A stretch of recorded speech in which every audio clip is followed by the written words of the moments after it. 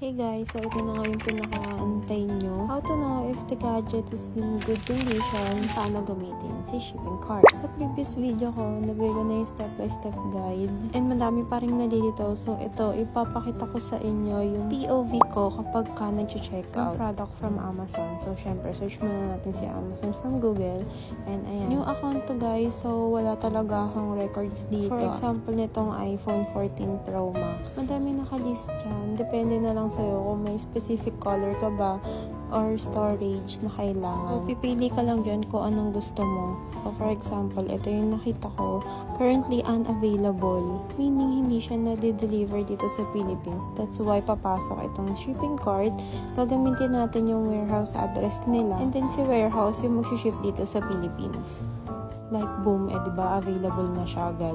Gamit kasi natin yung warehouse sa US ni shipping cart. So, for example, computation ko, may nakita ako $507 times 60 example. Exchange rate lang to ha. Nakita nyo naman, 30k lang yan. Diyan lang kayo sa unlock para magamit natin yung iPhone. The rest kasi telecom dun sa US. Like Globe or Smart sa atin. Sa ibang bansa, ayan yung gamit nila, AT&T. Ganun sa atin, kapag nakalock yung Globe, mas mura, diba? So, hindi naman natin magagamit kung gusto mo Smart. Talk about naman sa conditions ng product. So, refurbished conditions to.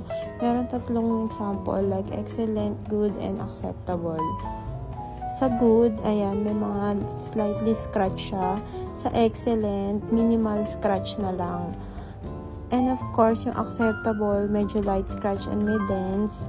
May kita nyo yung descriptions na yan dito sa below. Page ng product, okay? Pero this item, ang dalawa lang yung available na condition, which is the excellent and good. For me, goods naman to and may warranty naman sila. Depende sa pa-purchasing nyo ha. So, double check nyo lang. Yung experience ko, mostly 6 to 1 year yung warranty nila. Kung satisfied na kayo sa item, punta na kayo sa shopping cart nyo. I-check out nyo na lang to. And, ayan, process na lang natin. Dito na papasok si shipping cart. I-add na natin yung address nila ng warehouse. So, pipiliin nyo is US kung order kayo kay Amazon para mabilis ma-deliver sa kanila kasi nga US market si Amazon. So, madali lang ma-deliver kung from US din and diretso na dito sa Philippines. Kopyahin lang natin yung address nila and yung city. Nandiyan naman lahat sa information sa address nila, pati yung state address. So, ayan. Include lang natin lahat ng information na needed. Meron din ditong telephone number. Kukunin nyo lang din yan kay shipping cart. After nyo ilagay lahat, ayan, i-proceed nyo lang. I-save nyo lang tong address na to for the near future na gusto nyo pa ulit umorder and nakasave na yung warehouse address nila. About payment method naman, credit card and debit card lang ang available. Wala tayo dito. Payment plan, dahil available lang yun sa US. Hindi tayo taga-US guys. Philippines pa rin tayo.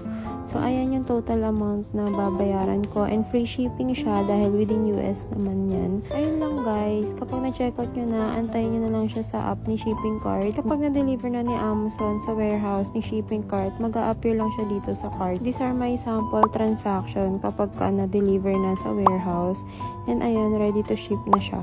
Ayun lang. If you have questions, comment down below na lang kayo. Okay, bye!